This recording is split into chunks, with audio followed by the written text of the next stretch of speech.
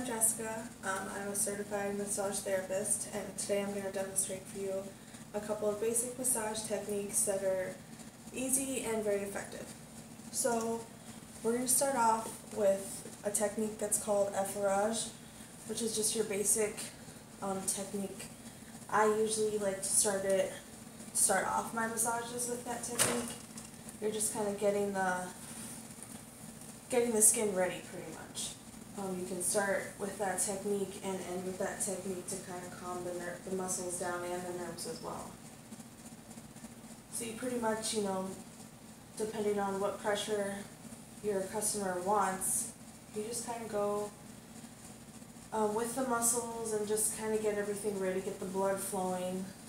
Also, before you start, you want to make sure that there's no contraindications. If your customer has high blood pressure, you don't want to do a deep tissue massage and get their blood flowing even faster, or if they're on blood thinners or anything like that, you want to make sure you know that information, or if they've had a sprain recently, you want to know that so you don't do too much pressure on that area.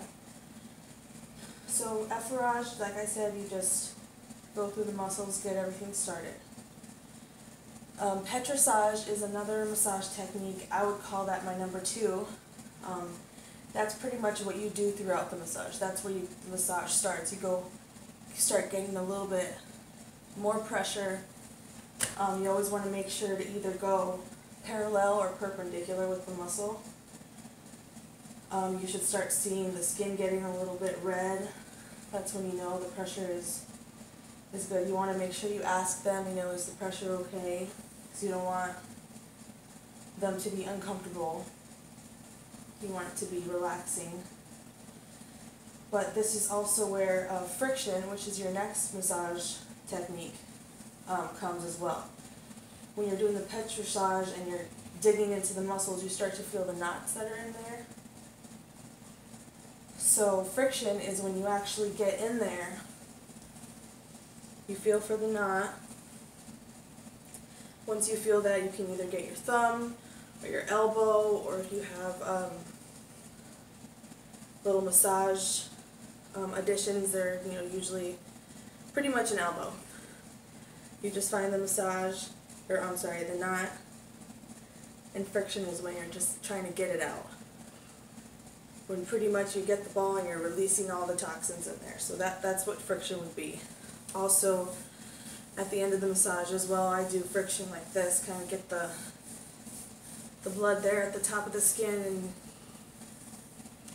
kind of get everything a little relaxed.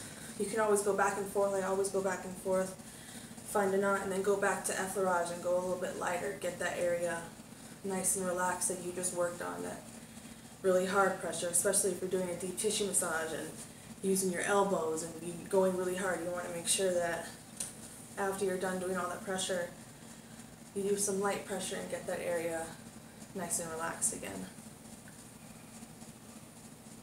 The last massage technique that I usually end with, or just do it if you're doing a chair massage. I do it a lot if you're doing a chair massage. But it's called tapotement, and that's the, karate chop, the clapping, everything with pounding. And it's just kind of get the muscles just relaxed again. Kind of the cool down of the massage. And then you go back to get everything going. So you pretty much, you just find a rhythm. There's really not, when you're in massage school, they kind of tell you to get a routine down from, what technique you're going to go from this technique to this technique. But for me personally, I just kind of go with the flow. I feel like every technique is different. Every massage is different. Every body is different. So for me, I just kind of go with the flow. You feel the muscles.